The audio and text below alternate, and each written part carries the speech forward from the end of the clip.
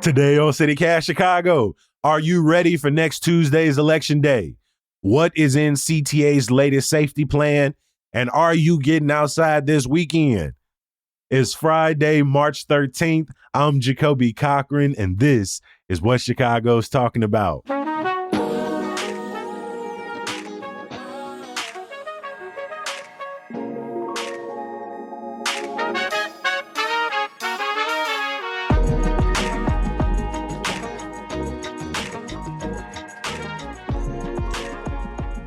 I am so excited to welcome our guests into the building today. We've got freelance reporter Brandon Pope back with us. Brandon, always good to see you. Always good to be here, bro. Thanks for having me. Always a good time. And for the first but not the last time from the Austin Weekly News and Forest Park Review, welcome Jessica Murdoch to the show. Hello. Happy to be here. Thank you. Excited to have both y'all in the building. We're going to look back and talk about some big stories happening in and around the city as we do every single Friday. But I also want to welcome folks in. If this is your first episode of the week, welcome to the podcast. We appreciate you. Please go back, listen to the episodes. If this is your first episode of CityCast Chicago, welcome. Where you been? What you been up to? Maybe you just moved to the city. Hey, nice to meet you. Glad you're here. Maybe you've been here and you haven't heard of us. I don't know. Maybe you should do a little more research about your city. Find out what's going on because we've been out here. All right, maybe I should calm down a little. Before we get started, St. Patrick's Day is this weekend. I know people are going to be outside, whether it is raining, thunderstorming, or if it is sunshine. And so I want to check in with y'all. Are y'all planning to get outside this weekend? And if so, what you doing? Pope, I'm going to start with you. You getting outside? Yeah, I think I'm going to frolic. You know, it's a good chance to get some folks together and classic Pope. Be in unison with my Irish brethren. You know, there's a lot of solidarity between the Irish and the Black people, and so I look forward to celebrating that shared, sense of pride. You know, of being the underdog in a sense. I'm looking forward to it. How you frolicking? You going down to watch the river get dyed? You going Southwest Side Parade, Downtown Parade, Northwest Side Parade? You doing day parties? How you spending your time? I'm gonna go to a day party. You know, okay. The seeing the river green thing, I feel like once you do it once, you don't really need to do it again, unless you just really are a glutton for punishment. It's a nightmare. But who knows? Maybe I pop over there and take a little quick pic. It's packed out. Most of the bridges are closed. The river walk is closed from Friday night through Sunday morning.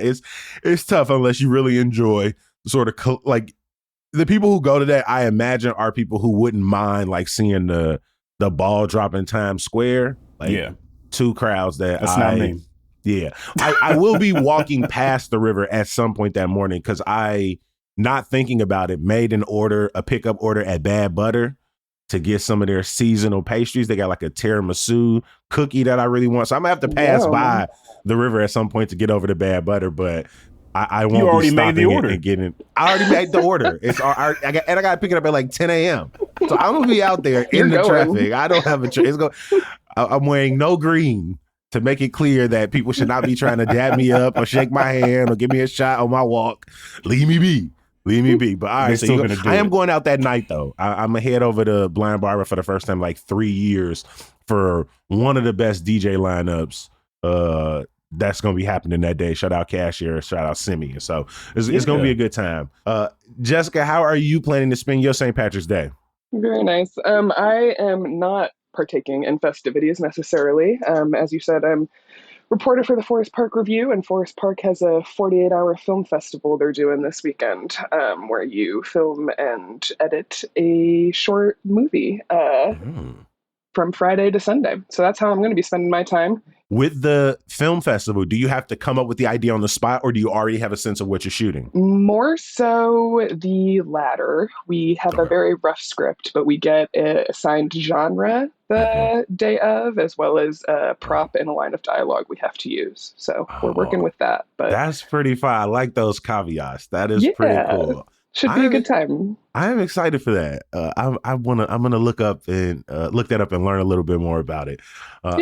Again, I appreciate y'all being here on March 17th. While some people will be extending their St. Patty's Day celebrations, probably drinking themselves from Saturday well into Tuesday, some of us will be cramming on last-minute voter guides. I have been prepping CityCast Chicago listeners for the March 17th primary for months now, getting them updated on some big races that are happening, reminding them of early voting spots. And yet I sit here in this conversation having not gone into the booth yet myself. I don't know what is keeping this procrastinator in me. Like, I can build this huge Daily Bugle Lego, but I can't go early vote. So I need to get my stuff together. Brandon, get in here.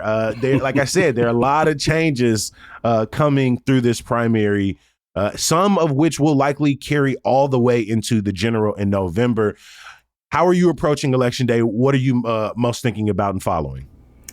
Yeah, first of all, that Daily Bugle Lego building you got there, that's incredible. That's impressive. Mm-hmm. So It's don't beautiful. downplay it, bro. Come on, that takes a lot of creativity and commitment.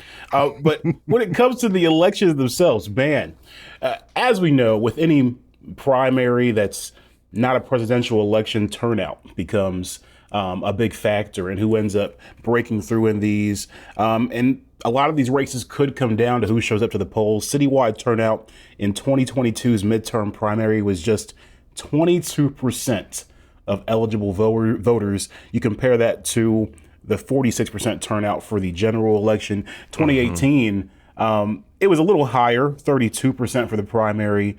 The general at 60. People wondering if we're going to get a similar low turnout to that 2030 range and what that's going to do to some of these races. You got some new faces that are going to be headed to Congress, with a lot of legends, stepping aside and retiring. Jan Schakowsky in Illinois 9, Danny Davis in Illinois 7, Dick Durbin, the senator, is retiring as well. So those races have been competitive. The senator race, Robin Kelly, who's a congresswoman, versus Raja Krishnamurthy, another congressman, and then, of course, Lieutenant Governor Juliana Stratton. If you've seen the debates, it's got him pretty testy. So far, it's looking like it's going to be. The attack ads have picked up. I just went into my mailbox and pulled out like 15 campaign mailers, and there's this attack ad of Stratton that is just her face on a pile of money on some Scrooge McDuck. The wild thing is, I don't even know who it wants me to vote for. It was just an attack ad against Stratton. Her essentially saying, as we've seen a lot of candidates do, how closely can we connect this candidate to the terror of ICE? And so they're saying her entire campaign is funded by. You got to do the Kevin Bacon 6 Degrees of Separation. They're saying she's funded by supporters of ICE contractors. Mm-hmm. And that is showing up in text messages and campaign mailers. You can't go anywhere that got a TV right now that's on primetime without seeing these ads. And so, yeah, we're clearly in the home stretch, at least of this part of the season. Yeah, when we talk about funding, who's funding who, that's been a big theme for a lot of these races, especially that race in the Senate. Juliana Stratton's accused Raja Krishnamurthy of accepting donations from Palantir, who obviously are heavily involved in ICE and some of the donations and financing going on there for enforcement. And then he's kind of done the Uno reverse and said, yeah, you too. And Robin Kelly's been like, okay, well, not me at all. So what's going on here? That's going to be interesting to watch. The congressional races too. I mean, with Robin Kelly running, now that second congressional seat is open. That race, Jesse Jackson Jr. trying to return to Congress. We all know about the arrest he faced for some campaign contributions. Donna Miller, also in there, Robert Peters and Willie Preston. Right now, it looks like it's going to come down to Jesse Jackson Jr. and Donna Miller. Does Jackson Jr. get a bump from the celebration of life services for his father, where he had a platform to speak? The turnout's going to be everything. Early voting is now open. And of course, March 17th is the big day to see who takes on these seats. And it's big because, let's be honest here, Illinois is a Democratic state. So it's a primary for sure. Whoever wins these presumably is going to be holding that seat against the Republican challenger. Anything can happen. A Republican has not won in any of these districts in second, seventh, or ninth since the 40s and the 50s. And then for the Senate race, not since 2010. So it'd be a tough uphill battle for a Republican to win those seats. Doesn't mean it can't happen, but that's why there's a lot of emphasis on these primary Democratic races. And that's a good reminder because voters will be able to pull a Democrat, a Republican, or an independent ballot. I appreciate you bringing up turnout, where you mentioned last time was 22%, which somehow is still better than the 18% we saw in 2014. We're going to be talking a little bit more about fundraising in the Senate race on Monday, especially Krishnamurthy's campaign, because some of that criticism started even before Durbin announced his retirement. He had started building that war chest pretty early. In fact, when Durbin announced, that was one of the first things we said is like, oh, I bet Krishnamurthy is going to move here because he's been building up that money. So we're going to be looking into that a little bit more. I love that you bring up the 7th. That is my district. It's the first time I'm going to be able to vote here. And, moving here, I was pretty certain that I, like everybody else in this, so many others in this district for the last almost 30 years, was going to see Danny Davis on the ballot. And if I'm being honest, it probably would have made it a lot easier for me to do the research going into this race. But now there are double-digit candidates. I have been trying to do my due diligence, to look past the campaign ads, to look into their platforms, watch as much like debate coverage and forum coverage. And somebody who is doing the best coverage of these 7th congressional district candidates has been you, Jessica. How has this process been like, trying to cover so many people and inform this historic district? Yeah, well, I appreciate that. Thank you for the compliment. It has been an uphill battle, a long and arduous one for me. I feel like I'm taking it bit by bit, which is the only way you can. Danny Davis announced his retirement last summer, like you said, after nearly 30 years in Congress, and near immediately endorsed LaShawn Ford, who's the current state rep for the 8th district. And so, yeah, LaShawn Ford seems to have been the initial front runner, but now you have some of the other candidates who have since thrown their hats in the ring and are certainly climbing to the top in terms of funding. There are 13 Democrats, 2 Republicans vying for this seat. And I do feel like I am, as with, I'm sure, many races, hearing similar things from a lot of the candidates. But as Brandon and yourself have said in this conversation, I think what's setting a lot of them apart from each other is looking at funding.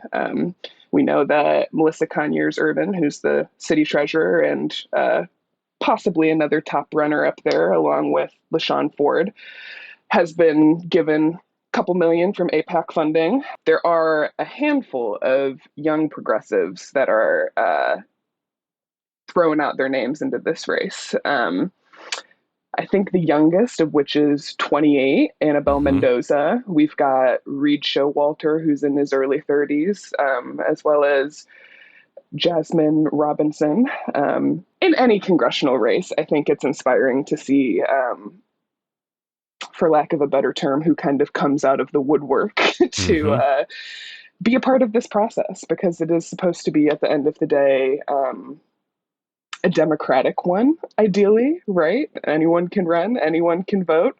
So I've been very inspired to see the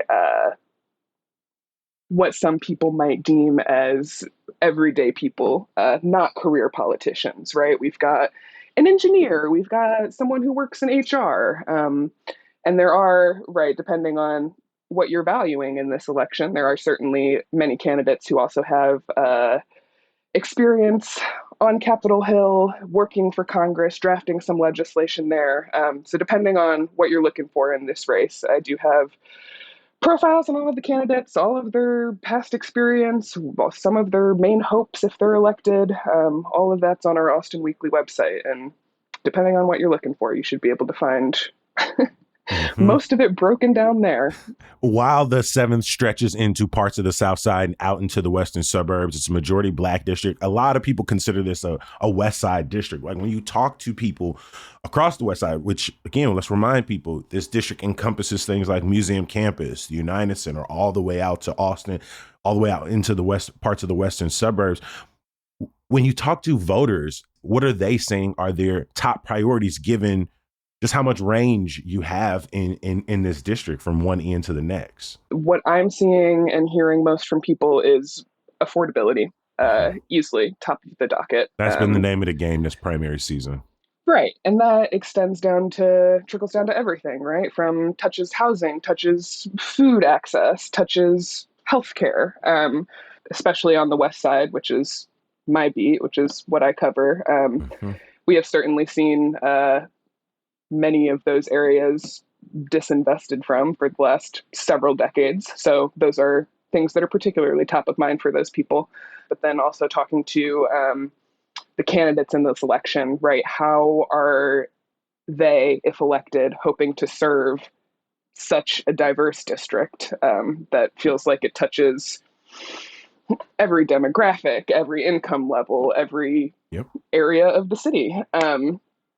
And what I've heard from a lot of them, granted, most of them are Democratic candidates, right, is that the issues that the people on the West and the South Side are worried about should be the issues that a lot of people care about, right? If you Hmm. can lift up certain communities, you lift up everyone.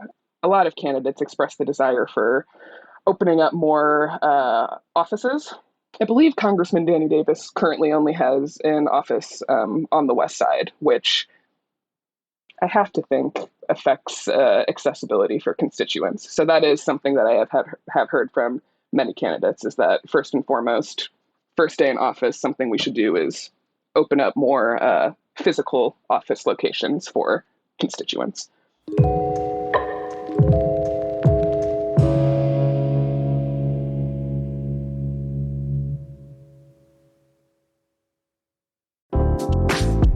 Hi, I'm David Plotz. I'm the CEO of CityCast, a podcast network that includes this show you're listening to, and also 12 other CityCasts in 12 other cities. And each one knows their city as well as your local team knows yours.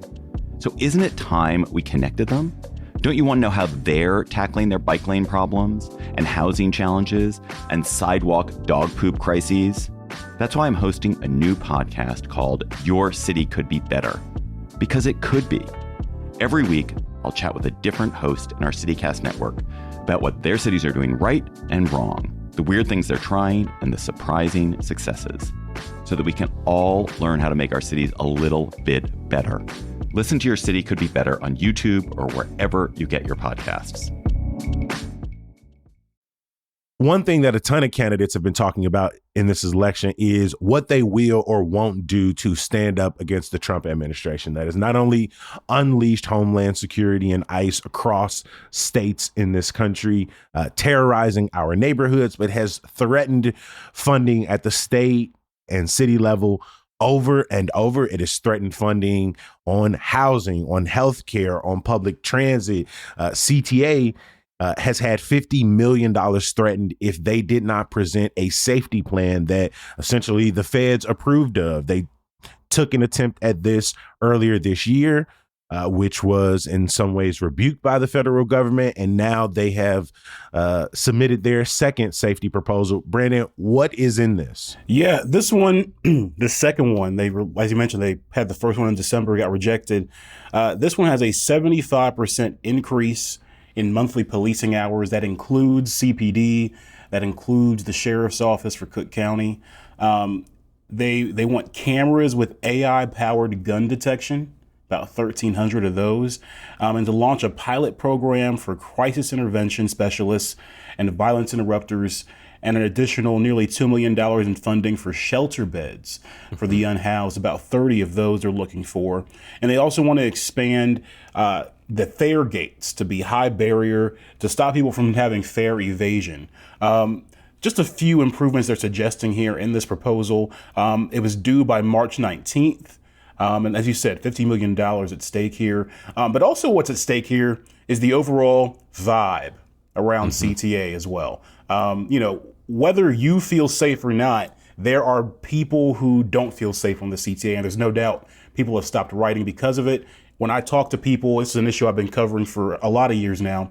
When I talk to people across the city, whether they're working in the Loop or on the south side of the city, fear, anxiety around safety are some of the number one concerns that are raised, especially amongst women who have had some unfortunate interactions on CTA trains. So even if these increases don't directly, let's say, make anything better. As crime on the CTA is already down this year, sometimes the appearance and the idea of feeling safe with things like this can lead to more people actually giving CTA a chance. But the big question ultimately is going to be, and this is a question we have for more than just CTA, is the answer more policing? Is having more armed agents or armed officers on these trains actually going to lead to more safety,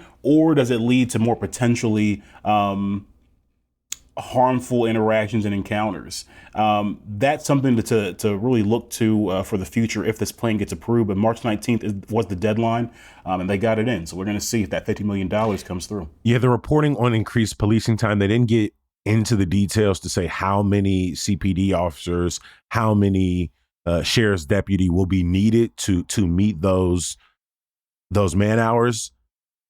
I've already seen the presence of officers, these canine security units, increase around almost all of the stops that I frequent on the CTA. Of course, me personally, seeing more police personnel doesn't immediately make me feel safer.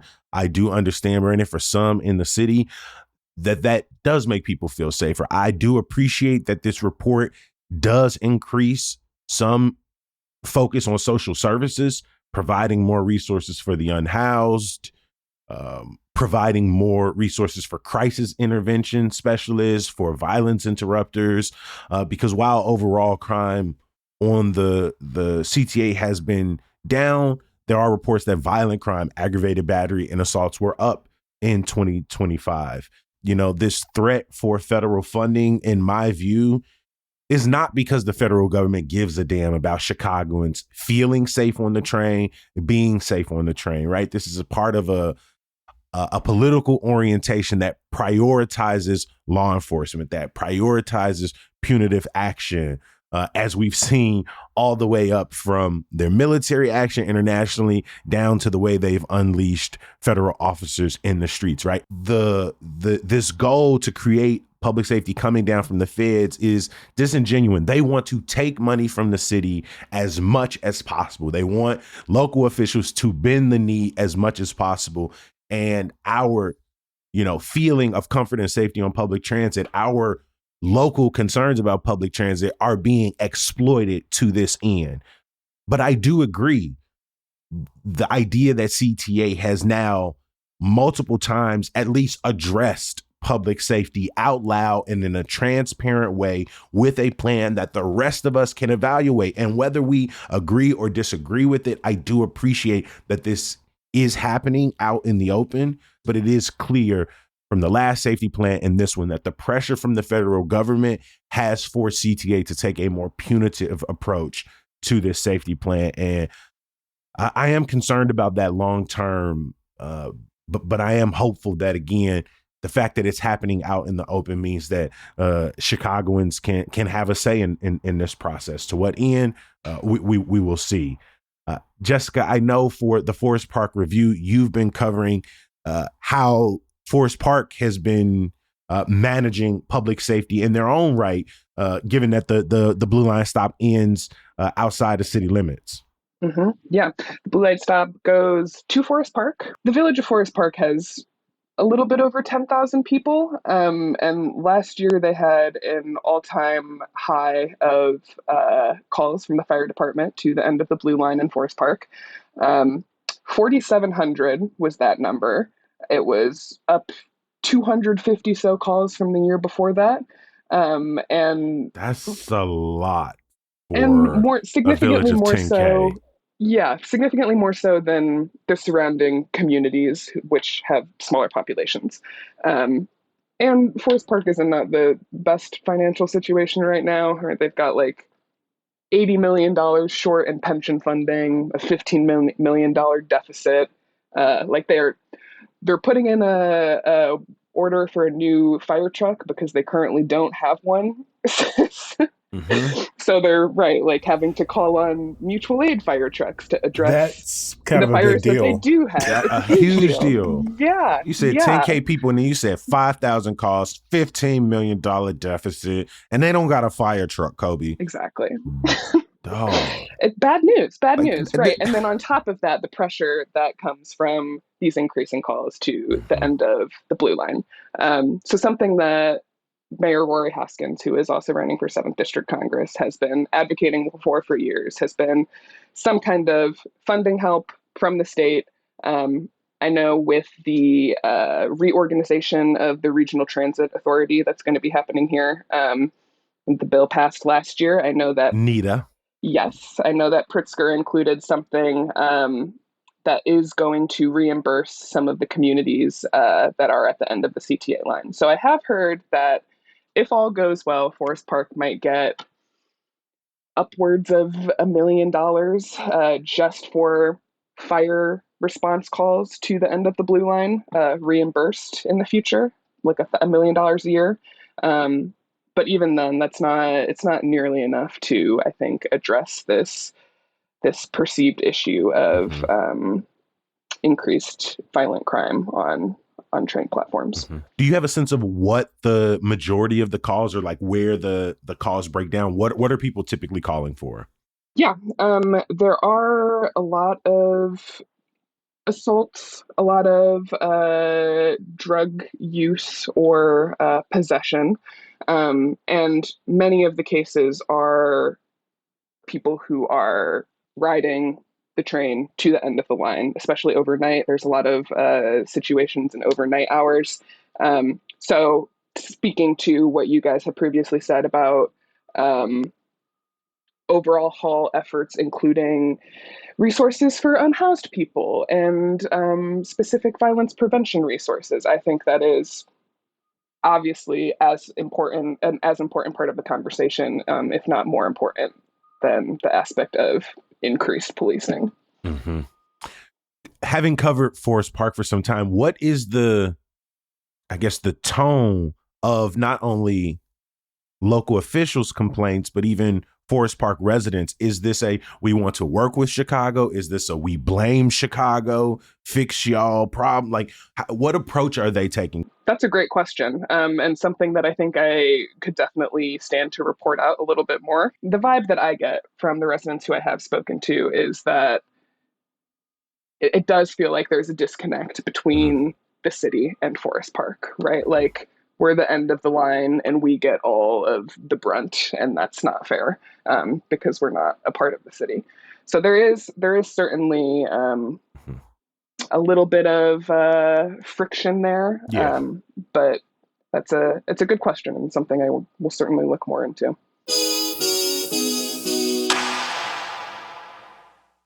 We end this episode like we end every single episode of CityCast Chicago, and that is with some good news. Pope, what is your good news for us today? It's one of your best ones, man. He had to clear the throat. I appreciate you. Good news for me, man. A little local connection, but not much. The Oscars. I got my screening room Substack where we talk about film and TV both locally and around the country. And it's going to get interesting, man. I mean, the battle between Sinners and one battle after another for Best Picture. The battle for Best Actor with Michael B. Jordan. We all saw the controversy at the BAFTAs with the slur that was blurted out. He ended up getting momentum from winning the SAG Award for Best Actor, Best Actress, and overall, I think the Sinners story is really incredible. The most nominated film in Oscars history. They have a chance to be the most award-winning film in Oscars history, and I think they have a really good shot. Partially based off how Oscars voting works. So I think conventional wisdom, you would think it's all kind of like a standard vote and the most votes wins. But with a lot of these, especially Best Picture, it's ranked choice voting. So strategy gets involved, and a lot of times it's more so what's the most liked movie, not what movie is the best movie all the time, which is why you get the surprising ones, like when Moonlight won that year over La La Land, despite the little gaffe on stage. Sinners seems to be, from all the anonymous ballots we've seen so far, at least people's number 2 choice for Best Picture. This may be make no sense, but we used to always say in speech, you can win a national final on straight 2s. You don't have to be all the judges number 1. You get straight 2s. You the champ. You the champ. Yeah. So I completely understand. Yeah, but one battle after another is right there, gunning on its heels. Chase Infinity, a big star from that, who I think got snubbed for the actress categories, is a Columbia College Chicago grad. So has some Chicago roots there. And so I know a lot of people locally are going to be rooting for her to see how that film does. But here's something I think everyone should watch out for. The big names are one battle after another in Sinners. Be careful. There's a movie out there called Hamnet from Chloe Zhao. It's a type of movie that Oscar voters love. It's sad. It's emotional. It's about Shakespeare. Other one to watch out for that I think is the real sleeper, Sentimental Value. It's a Norwegian film. It's a great film. Stellan Skarsgård in a big battle with Delroy Lindo of Sinners for the best supporting actor in that sense. But for best picture, Sentimental Value's got some momentum building. I don't think they win, but if a surprise winner were to come out, I think it's either going to be Hamnet or Sentimental Value if we get surprised. Let's do a quick rapid fire. Best picture. Sinners. Best director. Ryan Coogler. Best actress. Jessie Buckley. Ooh, best actor. Michael B. Jordan. Ooh, I thought you was gonna say Wagner Moore or something. It could be, but I think Michael B's got the momentum. Yeah, I am interested. One story I am going to drop because I think people will love. Shout out to Erica Thompson from the Chicago Sun-Times. Profile Chicago native Michael Bearden, who was mentored by Quincy Jones and is going to be the music director for this year's Academy Award ceremony. He was the music director for last year's Academy Awards and will be the music director this year as well. And so that was a very beautiful piece to read. I'll drop that in the show notes. Jessica, you gonna be watching the Oscars? I know you're gonna be shooting a film this weekend. And I suppose, right, because of that, I might as well tune in. I surely should. And if nothing else, Brendan, you said your Substack was called The Screening Room? Yeah. Lovely. I'm going to have to tune into that because I feel like I learned a lot from you in those, 1-2 minutes there. So I will drop a link for you. What is your good news for us today? Yeah, I certainly don't have as much to say as Mr. Pope here, unfortunately, but I am going this weekend to the Orchid Show at the Chicago Botanic Gardens, which, as a lifelong Chicagolander, I have never been to the Chicago Botanic Gardens. So very excited for that, but cannot give much more detail than that. Oh, shout out to the Orchid Show. Feeling Groovy. People have until March 22nd. So it's moving pretty fast. My girlfriend went with her sister a couple of weeks ago to see it and came home and immediately was just like, we should get more orchids in the house. I didn't realize they didn't need as much direct sunlight. I think we could keep a few of these alive. And yes, Simone's writing in the notes, build her the Lego one. You know, I did. I went out and grabbed it immediately, put it together, and now it sits in her room. And so, yeah, our house is slowly being filled with more orchids. And so, I've got to get to Garfield Park Conservatory, Lincoln Park Conservatory, Chicago Botanic Garden, Morton Arboretum. I got to get my late winter, early spring flower shows in before it is too late. So this is a perfect reminder. I am going to close things out. My good news this week is not an event, but a shout out. I got to spend some time at Leo High School this week for Free Lunch Academy. They are currently doing a series of workshops with students, helping them learn how to interview, how to become better storytellers. The project will culminate in them not only putting together an article, but a mini podcast episode about the topic of their choice and their interviewees. And anytime I get to sit down with young people is really great. I really enjoy the challenge of coming into the room, seeing all of the distrust in their face, all of the disinterest in their face, and slowly watching as for some of them, it melts away. They perk up a little bit. They get a little bit more interested. And then by the end of it, there were a few of them who had such great questions for me that I feel like I spent 15, 20 minutes just sort of rambling off these answers. And so shout out to everyone behind Free Lunch Academy. Shout out to Dina for bringing me in. I really had a wonderful time. Shout out to Lauren from the Tribune, who is there with me as well, talking about ethical and responsible storytelling. It was a great time. And so, yeah, again, anytime I get to sit down with the kiddos is always a good time. Pope, I know you were there for their first cohort meeting. Yeah, NABJ Chicago has been partnering with Free Lunch Academy for this program. And yeah, I have that same feeling. You go in, you see the disinterest, you're like, dang, they're going to be bored by me. And by the end, they got too many questions sometimes. I'm just like, all right, look, I got to get back to you. They start asking, how much you get paid? They start getting really detailed. I work with the American Writers Museum on their Ask a Writer program, and that's usually with like 5th, 6th, and 7th graders. And that is their favorite question. How much you get paid as a journalist? How much you get paid as a storyteller? Any of your stories on TV? How much you get paid? They love asking how much you getting paid. And my response is always something like $5, $10, enough to get a quarter pounder. I'm like, I don't know, $50. I always leave them absolutely disappointed. I'm like, enough to get a couple extra sweet and sours, maybe. I got McDonald's money now. That's what I could tell you.